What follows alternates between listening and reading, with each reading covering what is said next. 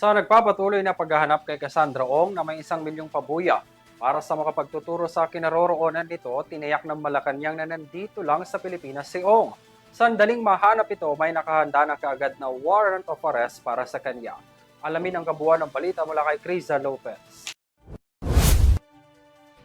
Nasa teritoryo pa ng Pilipinas si Cassandra Ong ayon sa palasyo. Base sa impormasyon ng Malacanang mula sa Department of Interior and Local Government, nasa loob pa ng bansa si Cassandra Ong at hindi pa nakakaalis ng Pilipinas.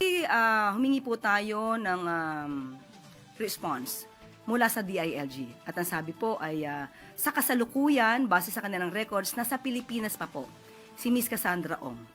At patuloy pa rin po ang paghahanap sa kanya dahil nga siya po ay tinatawag na fugitive dahil may warrant of arrest na po. Noong nakaraan, nagpatong na ng 1 milyong piso ang Department of Justice sa ulo ni Cassandra Ong bilang pabuya sa makapagbibigay ng impormasyon sa kinaroroonan ng babae. Naghain na ng pabuya ang DOJ matapos palabasin sa Correctional Institution of Women si Cassie. Samantala, base sa huling impormasyon ng Presidential Anti-Organized Crime Commission o PAOK, huling nakita ang lokasyon ni Ong sa Japan. Pagkaraan ay wala ng impormasyon na natanggap pa ang ahensya. Kasama si Alice Guo, nahaharap sa kasang qualified human trafficking si Cassandra Ong.